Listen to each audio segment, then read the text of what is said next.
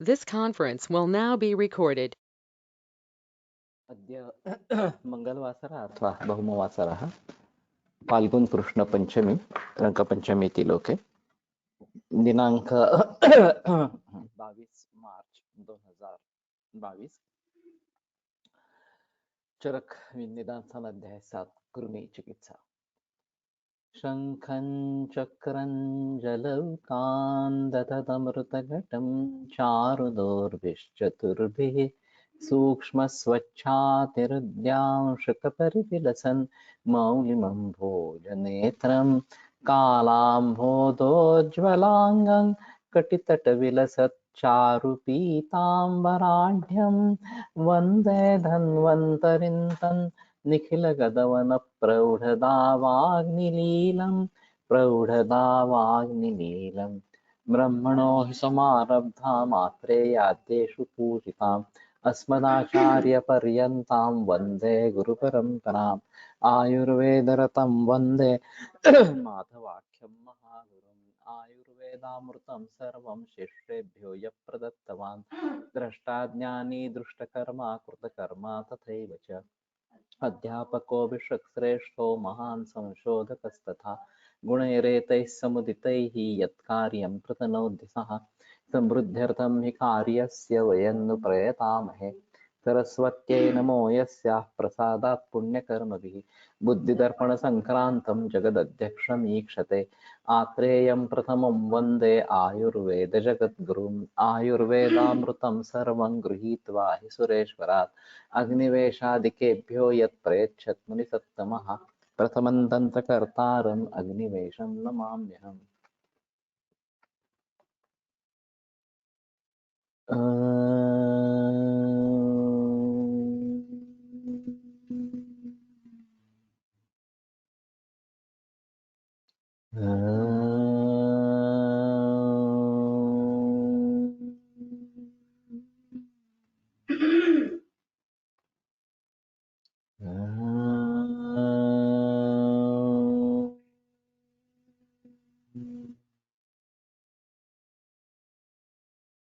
ओम शांति शांति शांति।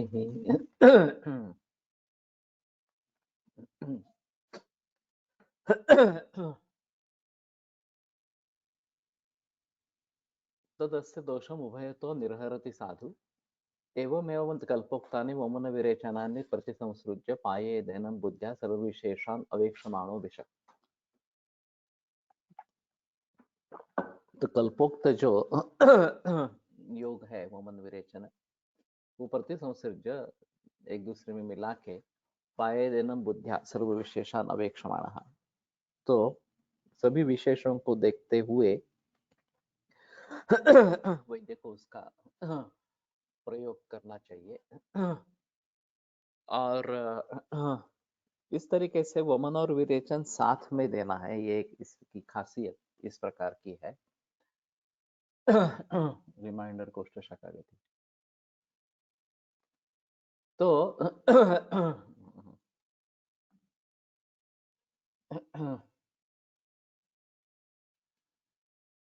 ठीक है, एक या अगला परिच्छेद एक बार पढ़ लेते हैं और फिर मैं उसके बारे में बताऊंगा। अथयनम सम्यक वृक्तम विज्ञाय अपराह्णे शैखरिक कषायण सुपोषणेन परिषेचयेत्। जैसे मैंने कहा कि ये अभी शायद हम प्रचलन में लाएंगे। तेनैव च कषायण बाह्याभ्यंतरान् सर्वोदकार्थान् कारयेत् शश्वत्। तो उसी का बाह्य और अभ्यंतर जो भी प्रयोग पानी का करना है वो उसी के माध्यम से करे। तो ये एक हेतवर्थ नाम की तंत्र युक्ति है कि जो एक जगह बताया गया है वो दूसरी जगह भी उसी प्रकार से लागू करे।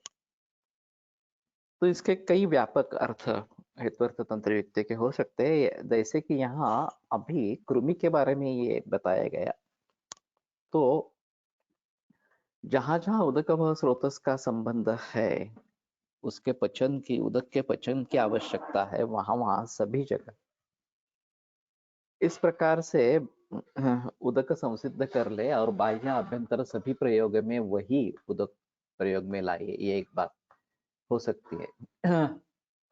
तदभावे कटुतिक्त कषायाणाम औषधानां पाथैः मूत्रक्षारैर्वा परिषेचे। अगर वो नहीं है तो कटुतिक्त कषाय इस प्रकार के औषध तो के क्वाथ मूत्र क्षार इससे परिषेचन करें। परिषिक्तंच एनम निवातम आगारम अनुप्रवेश्य पिप्पली पिप्पली मूल चव्यचित्रक शृंगवेर सिद्धेन यवाग्वादिना क्रमेण उपाचरे। और फिर ये कटु रसात्मक है पंचकोल इस प्रकार से। तो निवातम आगारम अनुप्रवेश्य उसको निवात आगार में प्रवेश करवा के यवाग्वादिना क्रमेण उपाचरे। इन पंचकोल से सिद्ध यवागु वगैरह से क्रम से उपचार करें। विलेपी क्रमागतम चयनम अनुवासेत वेडंग तैलेन एकांतरम विस्तृर्वा। और विलेपी क्रम तक जब वो पहुंच जाता है तो उसको विडंग तैलेन एकांतरम विस्तृर्वा, एक दिन के बाद, 2 दिन के बाद या 3 दिन के बाद अनुवासन देवे। तो ये भी नहीं कर रहे हैं हम। तो एक तो विडंगत तेल बना के रखना है, ये एक मुद्दा रहेगा। सिद्धि स्थान में विडंगादि तेल करके पाठ है, जो देखने पर मुझे पता चला कि ये बहुत अच्छा पाठ है और निरूह के अनुवासन के लिए ये अच्छा रहेगा। तो अभी बहुत सारे मरीजों में मैं उसका प्रयोग करता हूँ। और वैसे पिप्पल्यादि एक आया है अर्श चिकित्सा में अनुवासन, वो भी बढ़िया इस प्रकार का है। तो ये पिप्पल्यादि या विडंगादि इन दोनों को मैं प्रयोग में ज्यादातर लाता हूँ जब हमें योग बस्ती क्रम या काल बस्ती क्रम करना है। तो यदि पुनः अस्य अतिप्रवृद्धान् शीर्षादान् कृमीन् मन्येत शिरस्य एव अभिसर्पतः कदाचित् ततः स्नेहस्वेदाभ्याम् अस्य शिरः उपपाद्य विरेचयेत् अपामार्गतुण्डलादिना शिरो विरेचनेन। तो अगर अति प्रवृद्ध इस प्रकार के शीर्षादान कृमि मन्येत कि मस्तक खाने वाले इस प्रकार से कृमि अगर समझ में आते हैं, शिरस्य एव अभिसर्पतः कदाचित, मस्तक में ही वो संचार कर रहे हैं, तथा स्नेह स्वेदाभ्याम अस्य शिर उपपाद्य, तो शिर को स्नेह स्वेदन करके विरेचेत अपामार्ग तंडुलादिना शिरो विरेचनेन। तो अपामार्ग तंडुल नदी जो अध्याय है, अपामार्ग से बीजाणी वगैरह, उस प्रकार के शिरो विरेचन से शिरो विरेचन करे। तो ये भी एक अहम मुद्दा इस प्रकार का रहेगा। वहां भी स्नेहन स्वेदन करना है, अर्थात नस्य में भी स्नेहन स्वेदन की आवश्यकता इस प्रकार की होती है। यस्तु अभ्यवहार्य विधि प्रकृति विघाताय उक्तः कृमीणाम अततम अनुव्याख्यास्याम मूलकपर्णी समूलाग्र प्रतानाम आरुत्य खण्डश्चेतयित्वा उलूखले क्षोदयित्वा पाणिभ्यां पीडयित्वा च रसं गृह्णीयात्। तेन रसेन लोहितशालितण्डुलपिष्टं समालोड्य पूपलिकाः कृत्वा विधूमेषु अङ्गारेषु उपकुड्य विडङ्गतैललवणोपहितां कृमिकोष्ठाय भक्षयितुं प्रयच्छेत्। तो मूलकपर्णी को मंडूकपर्णी या मूषिकपर्णी, कुंदीरकानी इस प्रकार का बताया जाता है। और ये ब्राह्मी कुछ लोग इसको ब्राह्मी मानते हैं, कुछ लोग ब्राह्मी अलग इस प्रकार से मानते हैं। तो ये समूल अग्रपतानाम आरुत्य, मूल और अग्रपतान के सहित इसको लेकर खंडश छेदयित्वा, टुकड़े टुकड़े करके उलूखले क्षोदयित्वा, और फिर उलूखल में इसका पीड़न करे, पाणिभ्याम पीड़यित्वा, और फिर हाथ से पीड़न करके रस निकाले। तेन रसेन लोहितशाली तंडुलम समालोड्य तांडुल पिष्टम, और उस रस से लोहितशाली तंडुल पिष्ट समालोड्य पूपलिकाः कृत्वा, तो उसका आटा बनाना है लोहितशाली पिष्ट का, तंडुल पिष्ट का, और इसमें रस डालकर पूपलिका कृत्वा, तो पूरी जैसी उसकी बनानी है। विधुमेशु अंगारेशु उपकुड्य विडंग तैल लवणोपहिताम, तो जिसमें अंगार विधूम इस प्रकार का धूम नहीं है, इस प्रकार उस प्रकार पे अंगार पे ये भर्जन करना है उसका। और फिर विड़ंग तेल और लवण लगा के वो कृमिकोष्ठाय भक्षयितुम प्रयच्छेत्, कृमिकोष्ठ के लिए खाने के लिए दे दे। तो ये सब करके देखना है वास्तव में। मुझे नहीं लगता किसी ने इस प्रकार से करके देखा है। उतनी मात्रा में ये मंडूकपर्णी का रस भी उपलब्ध होना चाहिए। और मालूम नहीं इसकी टेस्ट कैसी आएगी, लेकिन बुरी तो नहीं आएगी ऐसा लगता है। अनंतरच अम्लकांजिकम उदशित्वा पिप्पल्यादि पंचवर्ग संसृष्टम सलवणम अनुपाये। तो अम्लकांजिक या उदश्वित तकर का प्रकार है। पिप्पल्यादि पंचवर्ग जो पंचकोल बताया उसके संसृष्ट सलवणम अनुपायेत, वो लवण के साथ वो देना है। अनेन कल्पेन मार्कव सहचर नीप निर्गुंडी सुमुख सुरस कुठेरक गंडीर कालमाल कालमालक पर्णास क्षवक फणिज्यक बकुल कुटज सुवर्ण क्षीरी स्वरसानाम अन्यतमस्मिन् कारयेत् पुपलिका। हाँ, तो काफी द्रव्य है और आसानी से उपलब्ध है। सहचर आसानी से मिलता है, निर्गुंडी आसानी से मिलती है, सुरस आसानी मिलता है। तो बकुल कुटज ये भी सभी है। तो पूपलिका बना के तथा किणी ही किरात तिक्तक सुवहा आमलक हरित के विभीतक स्वरसेषु कायेत पूपलिका। तो आमलक स्वरस भी इसमें है। किरात तिक्तक वगैरह ये भी है। स्वरसांश्च एतेषाम् एकैकशः द्वन्द्वशः सर्वशो वा मधु विलुप्तान् प्रातः आनन्नाय पातुं प्रयच्छेत्। और इनका स्वरस 1 2 3 इस प्रकार से मधु विलुलितान दूध मध से मिश्र करके प्रातः अनन्नाय सुबह अनन्नाय जो जिसने अन्न सेवन नहीं किया है, खाली पेट है, उसको दे दे। इस प्रकार से मधु विलुलित। आश्चर्य है कि यहाँ निम्ब नहीं है। किणेहि किरात तिक्तक सुवहा आमलक हरितके विभितक स्वरेशेषु कारयेत् पुपलिका। अभी ये जो सुबह स्वरस बेचने वाले लोग रहते हैं, इसमें एक तो ये नीम का होता है, कुमारी का स्वरस इस प्रकार का होता है। और मुझे कुमारी के बारे में भी पता नहीं है। और कौन कौन से स्वरस बेचते हैं थोड़ा सा देखना पड़ेगा इस प्रकार सा। तो ये अगर हम नीम का स्वरस इस प्रकार से शहद मिला के लेने के लिए कहते हैं, तो शायद ये बात हो सकती है कि कृमि कोष्ठ के लिए ये अच्छा रहेगा। हाँ, भोपड़ा एक है उसमें। कैरेट, कुकुम्बर, तुलसी। ओके। तो ये दूधी का, लेकिन दूधी अगर कड़वा है तो वो जहर है। वो इस प्रकार से दूधी के स्वरस के सेवन से किसी की मौत हो गई थी। तो ये तो बात ध्यान में रखनी है कि ये कब लेना है, नहीं लेना है वगैरह इस प्रकार से।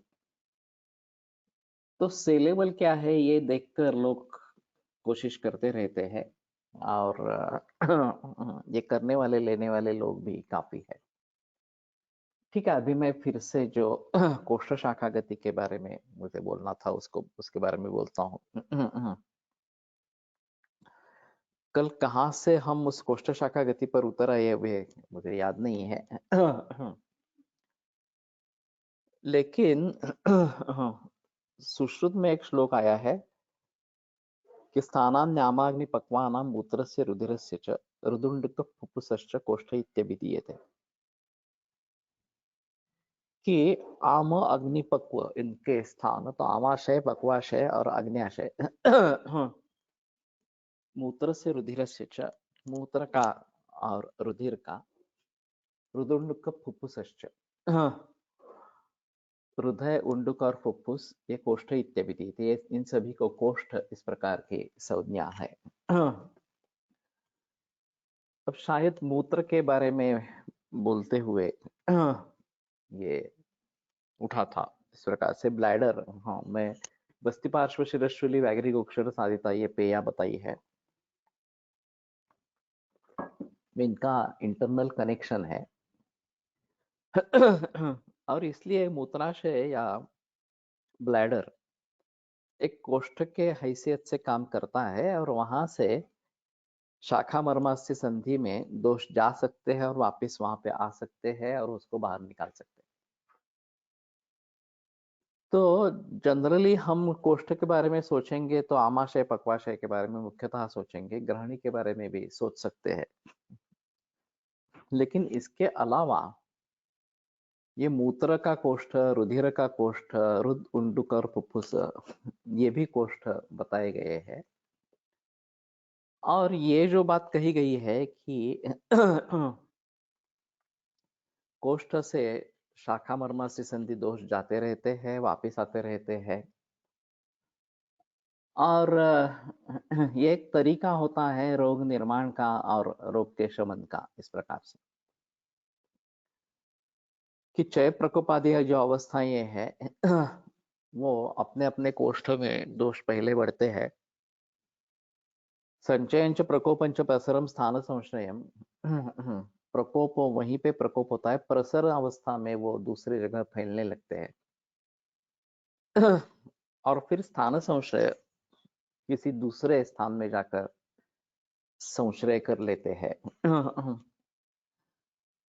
और फिर रोग की निर्मित होती है, संप्राप्ति होती है, रोग निर्मित होती है और फिर लक्षण उत्पन्न होते हैं। ये एक क्रम बताया गया है।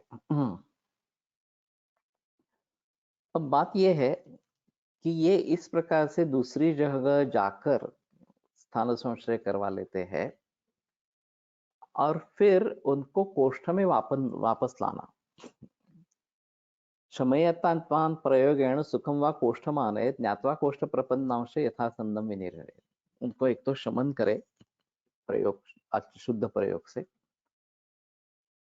अथवा कोष्ठ में उनको लेके आए और कोष्ठ में आ गए ये समझकर यथासंदम विनिर्हरे, जो नजदीकी मार्ग हो उससे उसको बाहर निकाले। अब मूत्र विरेचनीय और मूत्र विरजनीय ये दो गुण बताए गए। पुरुष विरजनीय, पुरुष विरेचनीय, इस प्रकार के दो गण बताए गए हैं। तो ये विरजन क्यों आया है, ये एक अहम मुद्दा इस प्रकार का रहेगा कि उसका प्राकृतिक वर्ण छोड़कर उसका कोई विकृत वर्ण इस प्रकार का प्राप्त हो गया है, तो उसका प्राकृतिक वर्ण उसको प्राप्त करवा के देना है, ये एक मुद्दा रहेगा। और खास करके कामला में पुरुष पित्तरंजित ये होना आवश्यक है। रुद्धपत कामला में पुरुष का वर्ण श्वेत, तिलवर्च तिल विष्णु निभम यस्तु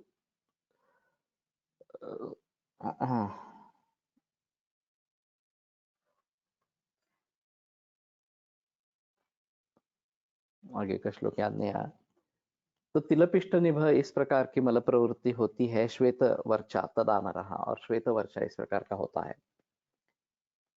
और ये केवल कामला में, रुद्धपत कामला में भी होता है। और अभी काफी कैंसर के मरीजों में, गॉल ब्लैडर का कैंसर हो, लिवर का कैंसर हो, पैनक्रियास का हो, तो इसमें बाइल डक्ट अगर ऑब्स्ट्रक्ट हो जाता है तो इस प्रकार की तिलपिष्ट निभ श्वेत मल प्रवृत्ति होती है। अभी इसमें एलोपैथी में तो स्टेंटिंग करते हैं, ईआरसीपी करके उसमें स्टेंट अंदर डाल देते हैं ताकि वो पैसेज क्लियर हो जाए, वो पित्त फिर से आना शुरू हो जाए। तो एक सिम्टोमेटिक रिलीफ कामला से मिलता है। लेकिन ये पुरुष विरजनीय गण क्यों आया, मूत्र विरजनीय गण क्यों आया और मूत्र विरेचनीय ये क्यों आया? तो वहां से अगर दोष पूरे शरीर में फैले हुए हैं और फिर उनको वापस मूत्राशय में लाना है और बाहर फेंक देना है, ऐसी अगर स्थिति है तो मूत्रस्य क्लेद वाहनम, ये जो कर्म बताया गया है कि क्लेद का वहन करना यह मूत्र का कर्म है। बहुद्रवा श्लेष्म अत्र दोष विशेष, ये जैसे प्रमेह में होता है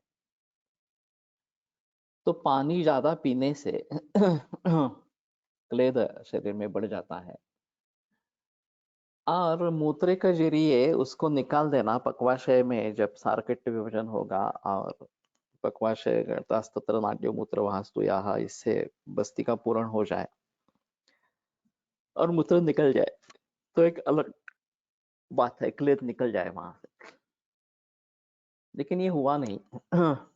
क्लेद वैसे ही रह गए शरीर में और अगले अगले धातुओं में चलता रहा, रस रक्त मांस में, इस प्रकार से।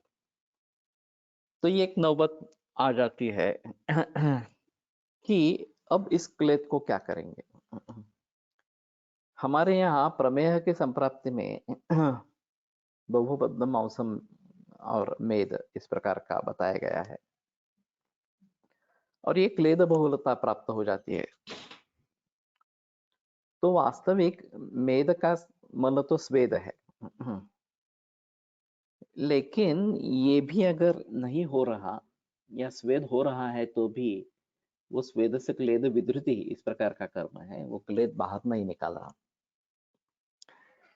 तो ऐसी अवस्था में उसको निकालने का मार्ग मूत्र ही है और संयोग से मेदोह स्रोतस का मूल स्थान वृक्क इस प्रकार का है। तो वहां से दोष उस क्लेद को लेकर मूत्राशय में आते हैं। अब ये पूरे शरीर से क्लेद को लेकर मूत्राशय में आते हैं, लेकिन उसका मूल स्थान जो वृक्क है उसके जरिए हम वृक्क और ब्लैडर का इस कुछ रिलेशनशिप एस्टेब्लिश इस प्रकार से कर सकते हैं। अगर ये क्लेद बहुत ही ज्यादा मात्रा में है, उसके साथ में दोष भी है, तो ये अन्य जो कोष्ठ या मर्म हो उनमें भी प्रवेश कर सकता है। तो बस्ती एक कोष्ठ जैसा काम करता है और वहां से दोष हृदय मस्तिष्क में चले जाते हैं या फिर फेफड़ों में इस प्रकार से चले जाते हैं। इसलिए बस्ती पार्श्व शिरशूली व्याघ्री गोक्षर साधिता, ये जो पेया बताई गई, ये फणसलकर जी के अनुसार जल का पचन करने वाली और खासकर फेफड़ों में संचित जो जल है उसका पाचन करके उसको मूत्र मार्ग से निकालने वाली इस प्रकार की है। तो यही सिलसिला पेरिकार्डियल इफ्यूजन इस प्रकार का हो, हाइड्रोसिफेलस इस प्रकार का हो, या पेट में पानी भर गया हो, जातोदक अवस्था है, तो यही सही पे सही जगहों पे, सभी जगहों पे ये सिलसिला हो सकता है। और वहां अगर पाचन करेंगे, विशेषतः तृण निग्रह करेंगे, तो पाचन होना आरंभ होता है और जैसे पाचन आरंभ होता है वैसे वृद्धाभिसंदनात् पाकात् कोष्ठम वायुश्च निग्रहात्, पाक होने से दोषों की प्रवृत्ति फिर से कोष्ठ में हो जाती है। तो यहाँ का कोष्ठ तो उसका ब्लैडर है, उदक व स्रोतस का जो है वो ब्लैडर इस प्रकार का यूरिनरी ब्लैडर है।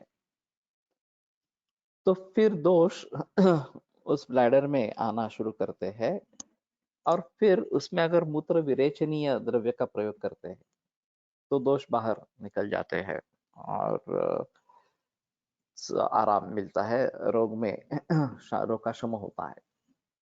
अभी सीसीएफ जैसे कंडीशन में डायूरेटिक्स दिए जाते हैं, चाहे टैबलेट्स या इंजेक्टेबल फॉर्म में, और फिर जैसे पेशाब बड़ी मात्रा में आना शुरू होता है वैसे चेस्ट कंजेशन जो है कम हो जाता है और हृदय का कार्य अच्छी तरीके से चलना आरंभ होता है।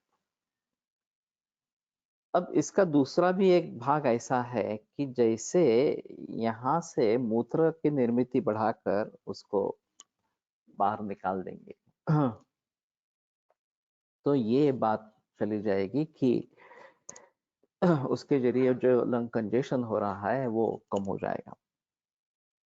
लेकिन एलोपैथी में जब मरीज को अस्पताल में भर्ती करता है, भर्ती करते हैं, दाखिल करते हैं, तो सलाइन शुरू हो जाता है, बीमारी कौन सी भी हो। अस्पताल में दाखिल होना यानी कि सलाइन देना ही है, दिन में 2-3 बोतलें तो देते ही है इस प्रकार से। तो ऐसी स्थिति में ये जो धातुगत क्लेद बढ़ता है सलाइन के जरिए, जबकि उसकी जरूरत नहीं है, वो भी इस प्रकार से लंग कंजेशन करवाता है, और लंग कंजेशन होने के कारण फिर तकलीफ, सांस वगैरह फूलती है, तकलीफ बढ़ती है। तो इसमें पानी का इंटेक किसी भी तरीके से बहुत कम रखना है। जो शरीर में पानी है उसका पचन होकर वो बाहर निकले, ये देखना है। और फिर विरेचन, मूत्र विरेचन द्रव्य का अगर वो कोष्ठ में आ जाते हैं दोष, तो मूत्र विरेचन करेंगे तो वो बाहर निकल जाएंगे। तो मैंने काफी इस प्रकार के मरीज में श्वेत प्रपटी का प्रयोग किया है। श्वेत प्रपटी, यवक्षार और कुष्मांडस्वरस वगैरह इस प्रकार के द्रव्यों का, या इक्षुरस का प्रयोग करेंगे। अगर डायबिटीज नहीं तो इक्षुरस भी दे सकते हैं। तो ये द्रव बाहर निकल जाएगा, उसके साथ दोष बाहर निकल जाएंगे और फिर राहत मिलेगी। तो ये कोष्ठ शाखा गति के बारे में सोचना और उसके बारे में प्रैक्टिकल करना, ये एक बहुत आवश्यक इस प्रकार की बात हो गई। और इंटीग्रेशन की जो बात कही जाती है, अप्रोच किया जाता है कि डायरेटिक्स का फायदा इसमें दिखता है। हमारे यहाँ भी मूत्र विरेचन गण है, तो उसको हम भली भांति इस प्रकार से प्रयोग में ला सकते हैं। तृण पंचमूल एक इसमें अहम मुद्दा इस प्रकार का रहेगा।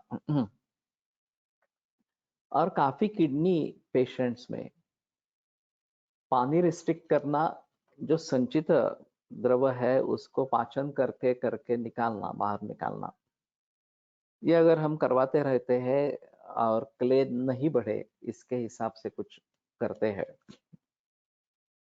तो धीरे धीरे किडनी फेलियर ठीक होने लगता है। शुरू की अवस्था में अगर हमारे पास मरीज आते हैं तो ये निश्चित रूप से फायदेमंद इस प्रकार का है।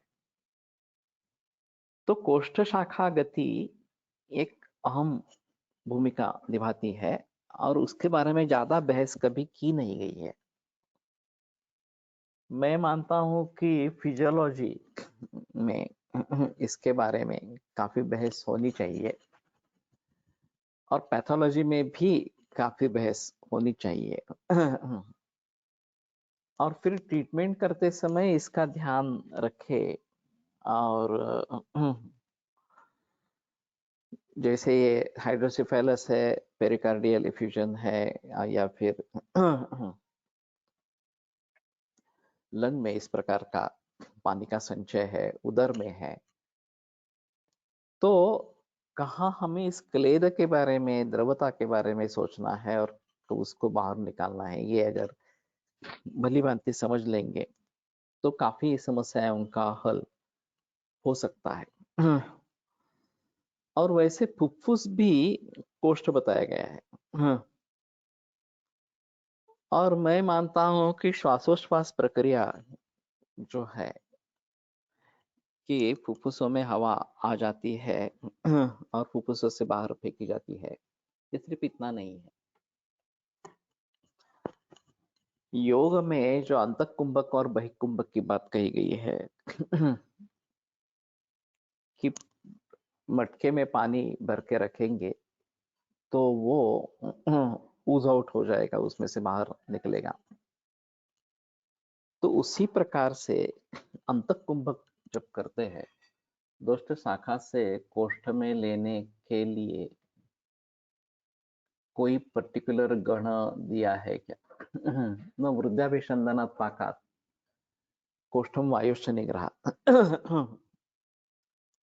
वृद्धि अगर दोषों की होती है, जो हम वमन के पूर्व उत्क्लेश करने वाला आहार देते हैं, अभिसंधानात् दही वगैरह इस प्रकार के पदार्थ देंगे तो भी अभिसंध होकर दोष कोष्ठ में आएंगे। शीत पित्त जैसे विकारों में प्रयोग कर सकते हैं। पाका ये सबसे अहम है कि पाचन करे, दोषों का लंघन करे, पाचन करे, तो दोषों का पचन होना आरंभ होगा और पचन जैसे होगा वैसे वो कोष्ठ में आने लगेंगे। वृद्धाभिसंदनात् पाकात् कोष्ठम वायुश्च निग्रहात्, और वायु के निग्रह के जरिए भी दोष कोष्ठ शाखा छोड़कर कोष्ठ में आते हैं। Maybe because of this, all औषधि काल are considered on the basis of वायु।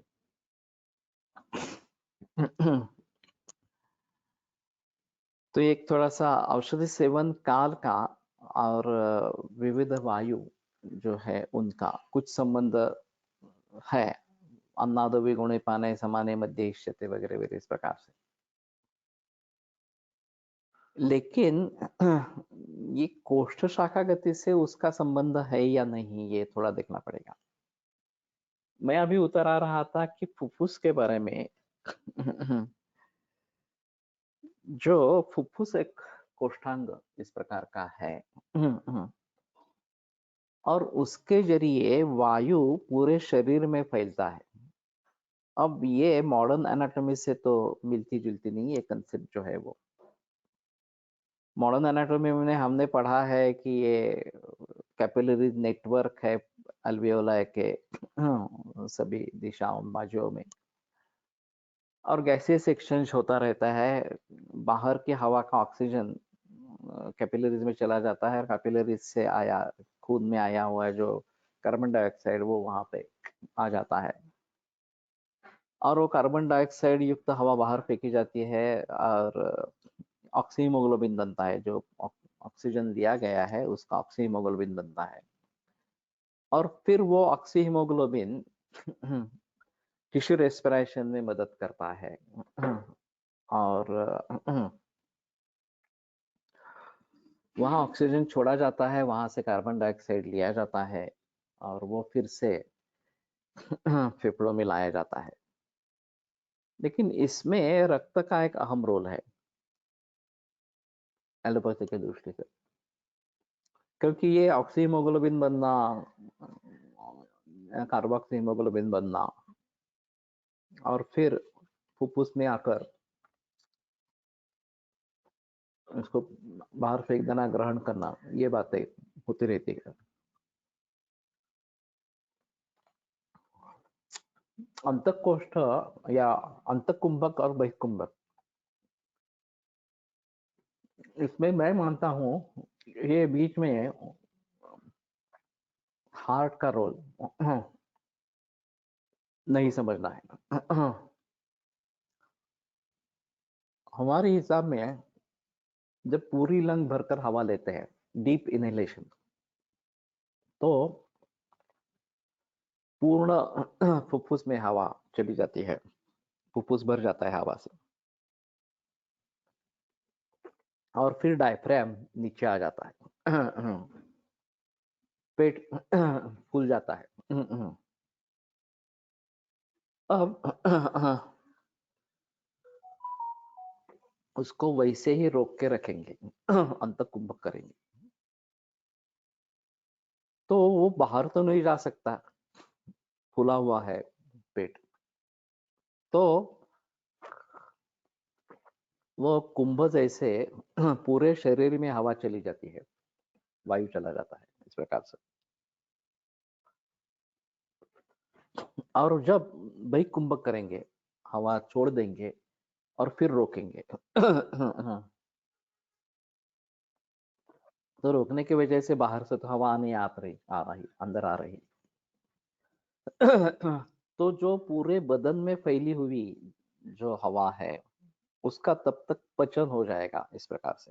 प्राणवायु स्रोतस की व्याप्ति पूरे बदन में इस प्रकार से है। अब वहां से दोष फिर से, या वायु जो है फिर से कोष्ठ में आने लगेगा, फुफ्फुस में आने लगेगा, और फिर उसको बाहर निकाला जाए। तो एक साइकिल कंप्लीट इस प्रकार का होगा। तो अगर फुफ्फुस को कोष्ठ मानते हैं तो उसके जरिए पूरे शरीर में दोष फैल सकते हैं। और वही कुंभक में वही दोष फिर से फुफ्फुस में आकर बाहर जा सकते हैं। तो ये एक फुफ्फुस रूपी कोष्ठक का प्रयोग करके हम शाखा कोष्ठ गति देख सकते हैं। और प्राणायाम क्या है आखिर में? तो यही प्राणायाम है। प्राणायामे रेव सर्वे प्रशिष्यन्ति मला इति आचार्याणां तु केषाञ्चित् अन्यत् कर्म न सम्मतम्, कि प्राणायाम से ही सभी दोषों का शोष इस प्रकार का हो जाता है, शोषण हो जाता है, दूसरे किसी कर्म की आवश्यकता ही नहीं है इस प्रकार से। तो फेफड़ों का पूरा इस्तेमाल करना, इनका जो सूत्र है प्रच्छर्दन विधारणाभ्याम व प्राणस्य, कि प्रच्छर्दन पूरा सांस, पूरी सांस छोड़ के विधारण करेंगे, बहिकुंभक करेंगे, तो भी समाधि सिद्ध होता है।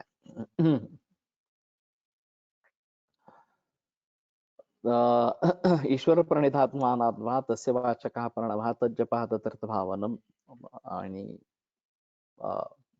ये विरेचन और ये करने से, इस प्रकार से भी बहिकुंभक करने से भी समाधि सिद्ध होती है। अंतक कुंभक में इंटरनल सेल का इनहेलेशन और बहिकुंभक में इंटरनल सेल्स का एक्सहेलेशन ऐसा लगता मुझे। ये बात हो सकती है, प्रत्येक सेल इनहेलेशन एक्सहेलेशन करता ही रहेगा, ऐसा ही है। अब जब कैपिलरीज का नेटवर्क जैसे फेफड़ों में है उसी प्रकार अंत में भी है, जहां जहां वो एंड आर्टराइटिस, एंड आर्टरी का एंड होता है, वहां तक जो जाता है, वहां फिर से कैपिलरी नेटवर्क होता रहता है। और फिर उसके जरिए ये श्वसन की प्रक्रिया, टिश्यू रेस्पिरेशन की होती है। अब बात यह है कि जीने के लिए कौन सी चीजों की आवश्यकता है। तो एक अन्न, दूसरा पानी, और उससे भी सबसे महत्वपूर्ण है वायु। तो हवा जो है वो सभी प्राणियों के लिए, जो भी इस प्रकार से फेफड़ों वाले इस प्रकार के प्राणी हैं, उन सभी में हवा भी एक अहम मुद्दा है। और पानी के बगैर तो हम कुछ दिनों तक जिंदा रह सकते हैं, हवा के बिना 2 मिनट भी जिंदा नहीं रहेंगे। तो ये निरंतर चलने वाली इस प्रकार की प्रक्रिया है। अब अंतः कुंभक के जरिए ये वायु पूरे शरीर में फैलता है, और वही कुंभक के जरिए पूरे शरीर से वायु फिर से फेफड़ों में आ जाता है और बाहर फेंका जाता है। ये निरंतर चलने वाली प्रक्रिया है। और अगर हम पूरी सांस ले लेंगे, रूक्षण उपक्रम साध्य व्याधीमध्ये मर्मगत व्याधींचा उल्लेख आहे, कार्यकारण भाव काय असावा। एक बार वो रेफरेंस भी कोट करो, कहाँ पे है, शायद 22वें अध्याय में होगा, चरक सूत्र स्थान के।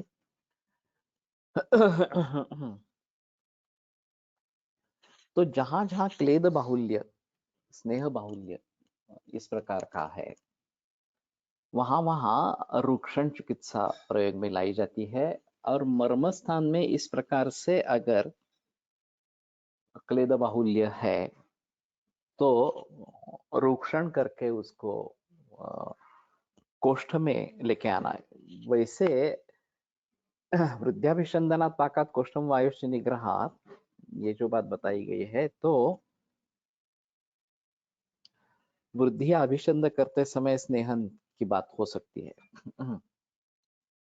लेकिन पाचन की कंसेप्ट जो है उसमें रूक्षण की बात ज्यादा इस प्रकार की है। पाचन करने वाले स्नेह नहीं होते जनरली, रूक्षण करने वाले जो है वो पाचन इस प्रकार के होते रहते हैं। और आगे वाले पादों में योग सूत्र के स्थिर सुखम आसनम तस्मिन् सति श्वास प्रश्वास और गति विच्छेद प्राणायाम, ये बात कही गई है कि स्थिर सुख इस प्रकार का आसन है। तो इसमें स्थिरत्व होना है और सुख होना है, और फिर गति विच्छेद, श्वास प्रश्वास और गति विच्छेद होना है।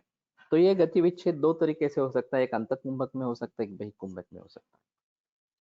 प्रच्छर्दन विधारणाभ्याम व प्राणस्य, ये बहिकुंभक है, लेकिन यहाँ पे जो है वो अंतःकुंभक भी हम ले सकते हैं। और तवारिया प्राणायाम में एक स्क्वायर ब्रीदिंग बताया गया है, जिसमें सांस लेनी है, फिर रोकनी है, फिर छोड़नी है, फिर रोकनी है। तो अंतःकुंभक बहिकुंभक दोनों इसमें समाविष्ट इस प्रकार के हैं। और ये अगर हम भली भांति रिदमिकली और पूरा श्वसन करके लेंगे, यानी कि बहुत धीमे गति से सांस लेनी है और फुफ्फुस पूरी तरीके से भर जाने चाहिए। हमारा पेट फूलना चाहिए, पेट आगे आना चाहिए, और जितनी मैक्सिमम हमारी कैपेसिटी है उतनी कैपेसिटी का प्रयोग करना है, ताकि पूरे फुफ्फुस में हवा भर जाए। अब शुरू में तो उसको सिर्फ छोड़ना है, उसमें रेचन जो है वो 2 गुना करना है। शुरू में अनुलोम विलोम यही करे, तो अगर 4 अंक 1 2 3 4 ऐसा पूरक करते हैं, तो रेचक जो है वो 1 2 3 4 5 6 7 8 इस प्रकार से 8 अंकों में रेचन होना चाहिए। और ये कालावधि जितना हम बढ़ाएंगे, बहुत धीमे गति से सांस लेंगे, बहुत उससे दुगने धीमे गति से छोड़ेंगे, इस प्रकार से तो एक इसकी प्रैक्टिस हो जाएगी। और फिर पहले बहिकुंभक के बारे में सोचना है। ये छोड़ने के बाद प्रच्छर्दन विधारणाभ्याम वाद श्वासस्य, तो ये छोड़ के रुकना है। तो ये बहिकुंभक एनीवे करने वाले हैं, तो फिर ओंकार के साथ अगर उसको जुड़ा देते हैं, तो दोनों आता है तस्य वाचकः प्रणवः, ईश्वर का वाचक प्रणव है, ओंकार है। तज्जपः तदर्थ साधनम, ओंकार का भी जप हो जाता है, और उसका जो प्रयोजन है ईश्वर प्रणिधान, वो भी साध्य हो जाता है उसमें। और जब ओ उ म ये 3 उच्चार करके सांस पूरी तरीके से छोड़ी है, तब रुकेंगे तो बहिकुंभक हो जाएगा। तो ओंकार के भी फायदे मिलेंगे, बहिकुंभक के भी फायदे मिलेंगे, उसकी भी प्रैक्टिस होती रहेगी। और जब ये प्रैक्टिस बहुत दिनों तक चलती है, तो अंतःकुंभक और बहिकुंभक दोनों के बारे में सोचेंगे। अब इसके जरिए एक बात हो सकती है कि मर्मचिकित्सेत प्रामुख्याने वातापासून रोक्षण करावे म्हणून मर्माचे अनुपालन करण्यासाठी मुख्य बस्ती चिकित्सा आहे असे आलेले आहे। तरीही वृक्ष चिकित्सा का सांगितली असावी? वृक्षणाने वातवर्धन वाढणार नाही का? ये तो है, बात बढ़ सकता है, खास करके स्नेह का जब अजीर्ण है, स्नेह का पचन नहीं हो रहा, तब वृक्षण की आवश्यकता इस प्रकार की होती है। और उससे स्नेह का शोषण जब हो जाता है, तब स्नेह व्यापक जो है वो दूर हो जाते हैं। वो स्नेहपान विधि अध्याय में ये जो बातें बताई गई है कि स्नेह व्यापक अगर इस प्रकार का हो जाता है, तो वहाँ रुक्षण करना है, तकरारिष्ट वगैरह के बारे में वहां पे बताया गया है। तो उन सभी बातों को ध्यान में रखते हुए रूक्षण की आवश्यकता कब है? जनरली लंघन, पाचन, रूक्षण ये साथ साथ चलते हैं।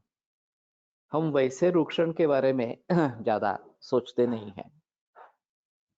एलोपैथी में इस प्रकार का विचार किया जाता है जबकि अपतर्पण करना है तो स्नेह छोड़ देते हैं और इससे 3-4 किलो वजन कम हो जाता है।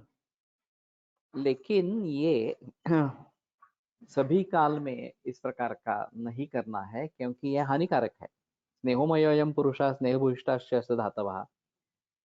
केवल ये आम, क्लेद इस प्रकार का जब तक बढ़ा है तब तक ही रूक्षण आवश्यक है, उसके बाद में फिर से स्नेहन करना ही है।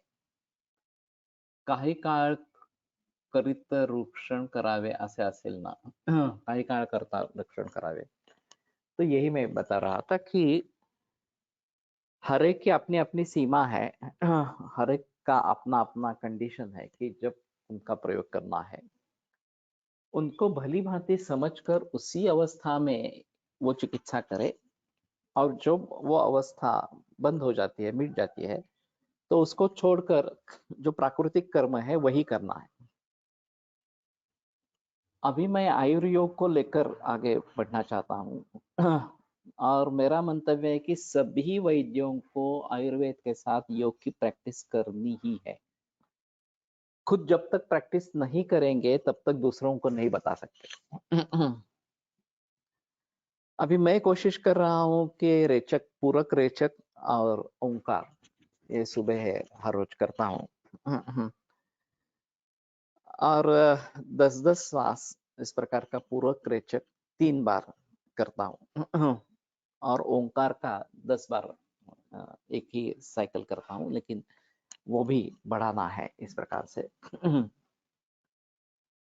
तो इससे क्या होता रहता है कि कोष्ठ शाखा गति जो है वो सुधरती रहती है, कोष्ठ से शाखाओं में और शाखाओं से फिर से कोष्ठ में, या मर्मास्थि संधि से कोष्ठ में, इस प्रकार से। और फिर इसके जरिए अशुद्धि अगर बाहर निकल जाती है वायु के रूप में, अब ये वायु खुद दोषों को लेकर या मलों को लेकर आता है पूरे शरीर से, पूरे बदन से, और बाहर निकाला जाता है। तो मैं जो बात कर रहा था, प्राण, उदक और अन्न, ये 3 स्रोतस जो है वो सबसे अहम स्रोतस इस प्रकार का है, क्योंकि ये एंट्री पॉइंट्स है। शरीर में जो भी कुछ जा रहा है वो इन तीनों के तरीके से जा रहा है। एक सिर्फ त्वचा रहती है, त्वक, जो या अभ्यंग वगैरह का पाचन करती है, लेकिन वो ज्यादा प्रयोग में नहीं है। ज्यादा प्रयोग तो प्राण, उदक, अन्न इन्हीं का है।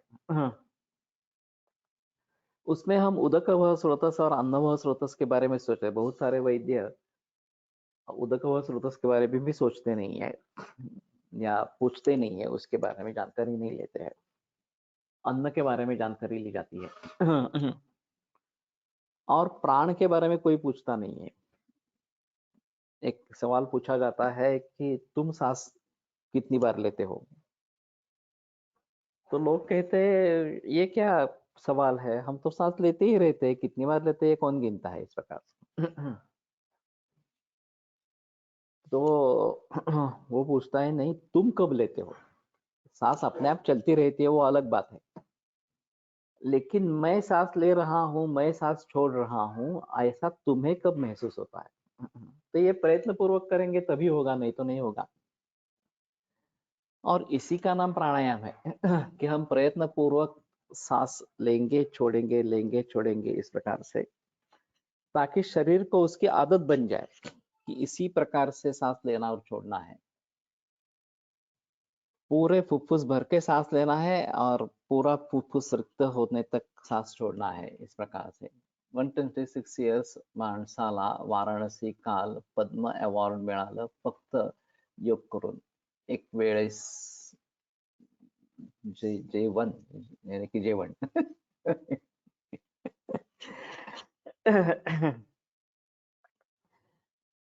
तो कहने का तात्पर्य अर्थ ये है कि वायु भक्ष्य योगी बताए गए हैं। जो केवल वायु का भक्षण करते हैं और उसी के सहारे जीते हैं, जिंदा रहते हैं, पानी नहीं, अन्न भी नहीं, इस प्रकार से। और ऐसे बरस बरस तक जिंदा रह सकते हैं। इस आदत हिमशिखरे किताब में एक शिष्य ने अपने गुरु के बारे में बताया है कि गुरु ने आज्ञा दे दी कि तुम समाधि अवस्था में जाओ। वो समाधि अवस्था में चला गया, गुरु निकल गए भ्रमण के लिए।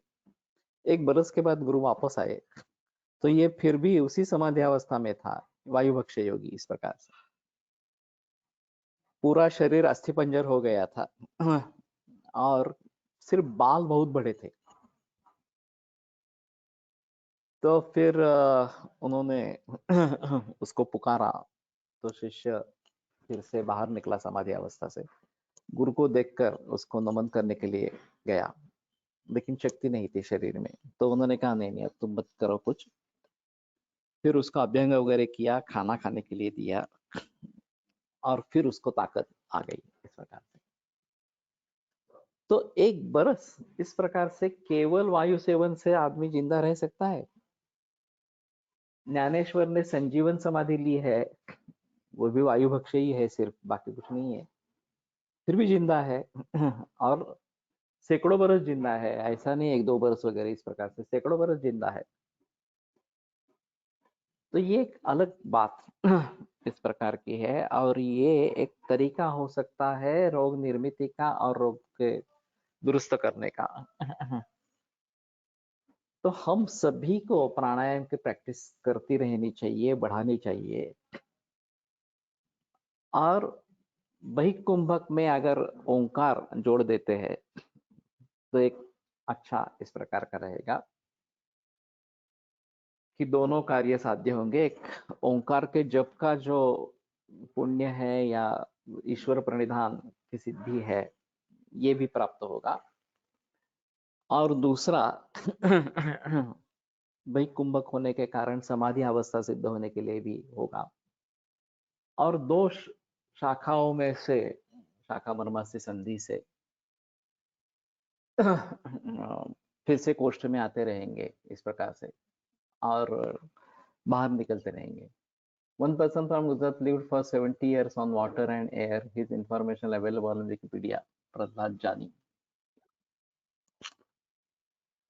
तो ये तो एक्सट्रीम केसेस है, लेकिन ये छोड़ो बातें। हम कम से कम 10 मिनट, 15 मिनट, आधा घंटा प्राणायाम करेंगे तो हमें भी काफी अच्छे फायदे मिलेंगे। सिर्फ सवाल मानसिकता बदलने का है। एक बार हमने निश्चय कर लिया कि मुझे ये करना ही है, तभी मैं कर पाऊंगा। जब तक मैं निश्चय नहीं करूंगा तब तक कुछ नहीं होगा। ये जैसे अभी सुबह का 6:30 बजे का लेक्चर है, उठना ही है ऐसे समझ पाएंगे तभी उठ पाएंगे। जब तक ये निश्चय नहीं करेंगे कि हमें उठना ही है, तब तक नहीं होगा। तो निश्चय ये सबसे अहम है। निश्चय से महाबळ तुका म्हणे हेची फळ, ये जो बताया गया है। तो जब तक हम खुद नहीं करेंगे तब तक हम लोगों को नहीं बता सकते, और लोग मानेंगे भी नहीं। जब हम खुद करते हैं तो लोग मानेंगे। जैसे मैं नैसर्गिक आहार के बारे में बताता हूँ, जब हम खुद बदल गए, हम खुद नैसर्गिक या सेंद्रिय खाना खाने लगे, तो लोगों को जब बताते हैं तो वो मानते हैं, हाँ ठीक है, खाना चाहिए इस प्रकार से। लेकिन जब तक ये बात दिमाग में बैठ नहीं जाती, एक भावना और बुद्धि, ये दो विषय है इसमें। बुद्धि जो है वो तार्किक रहती है कि इसका प्रमाण है क्या, इससे सचमुच फायदा होता है क्या, वगैरह वगैरह इस प्रकार से। भावना अलग चीज हो सकती है। गुरु ने बताया है तो करना है बस, बाकी कुछ सोचना नहीं है इसके बारे में। दोनों का अगर मेल हो जाता है, भावना और बुद्धि दोनों साथ में चलते हैं, तो मेरी भी भावना है कि ये करना है, और बुद्धि भी कहती है हाँ ये तो तर्कसंगत है इस प्रकार से, और इसको करेंगे तो अच्छा इस प्रकार का रहेगा, तब कृति होती है। और जब कृति होती है तब फायदे मिलने लगते हैं, तब कृति पर विश्वास हो जाता है। जब तक हम खुद करते नहीं तब तक कुछ नहीं होगा। तो मैं आयुर्योग की संकल्पना को आगे लेकर जाना चाहता हूं। तो आयुर्योग में वैद्यों को आयुर्योग का साथ होना जरूरी है, और जब ये बात होगी तभी हम आयुर्योग के बारे में बता सकेंगे और लोगों तक पहुंच पाएंगे कि हम भी कर रहे हैं, तुम भी करो, इस प्रकार से। तो कहने का तात्पर्य है कि ये कोष्ठ शाखा गति एक अहम मुद्दा इस प्रकार का है। और खास करके फुफ्फुस के बारे में ये सोचना बहुत जरूरी है। इसीलिए सभी रुग्णों को मैं सलाह देते रहता हूँ योग के बारे में। कम से कम अनुलोम विलोम करो, ओंकार करो, ये तो बताता ही रहता हूँ। सबसे आसान है, बैठे बैठे भी कर सकते हैं। सिर्फ मानसिकता होनी है कि मुझे ये करना है, तभी कर पाएंगे। आप जब करने लगेंगे तो उसके फायदे जरूर मिलेंगे। तो ठीक है, मैं आज यहीं पे रुकता हूँ। फिर से एक बार रिमाइंड करता हूँ कि 3 अप्रैल को रविवार सुबह 7:30 बजे कैंसर होलिस्टिक गाइडेंस के बारे में एक वेबिनार इस प्रकार का होगा। और ये वैद्यों के लिए है जो इसमें शामिल होना चाहते हैं। जिन्होंने ये फाउंडेशन कोर्स और इन डेप्थ कोर्स किया है वो तो सभी ज्वाइन हो ही जाए, उसमें कोई संदेह नहीं है। बाकी लोग भी अगर ज्वाइन होना चाहते हैं तो वो पहले फाउंडेशन कोर्स तो कम से कम करवा ले। इसमें एलोपैथी के डॉक्टर्स भी आने वाले हैं, मैंने बात की है उनसे। होम्योपैथी के भी डॉक्टर्स आने वाले हैं, उनसे भी मैंने बात की है। तो ज्वाइन होंगे। और एडमिनिस्ट्रेटर इसमें जो रहेंगे या वेबसाइट का कार्य जो देखने वाले हैं वो भी ज्वाइन हो जाएंगे। और फिर उसके बाद रजिस्ट्रेशन आरंभ करना है। तो 4,800 रुपया इस प्रकार का उसका ईयरली सब्सक्रिप्शन है। तो आपका नाम लिस्ट में आ जाएगा, कंप्यूटर वेबसाइट में दिखा दिया जाएगा। और फिर आपको भी उसका प्रचार प्रसार करना है ताकि ज्यादा से ज्यादा लोगों तक ये पहुंचे और तुम्हें भी मरीज मिले और मरीजों को भी आयुर्वेद प्रैक्टिशनर्स या होम्योपैथी के प्रैक्टिशनर्स मिले, ताकि वो अच्छी तरीके से जी सके, कैंसर के साथ मुकाबला कर सके।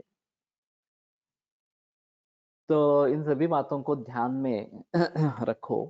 कल तो लेक्चर होगा, परसों से लेक्चर नहीं होगा, वो सीधा 2 तारीख तक लेक्चर नहीं होगा। 3 तारीख को हम इसके लिए मिलेंगे, इसी प्लेटफॉर्म पे, गो टू मीटिंग प्लेटफॉर्म पे ही मिलेंगे।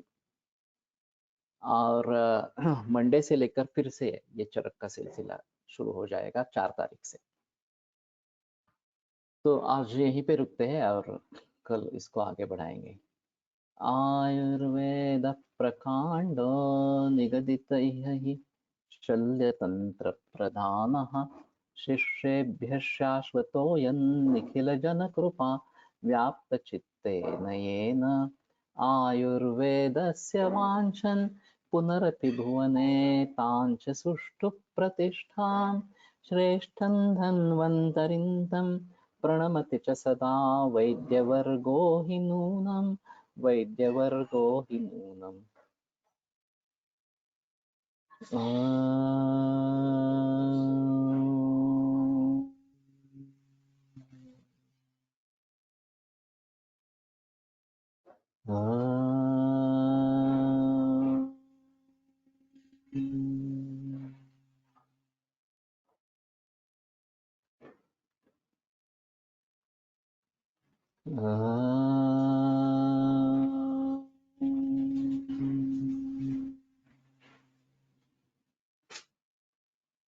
ओम शांति शांति शांति। विरम्यते व्याख्यान व्यापारः। श्वः पुनरपि मिलिष्यामः।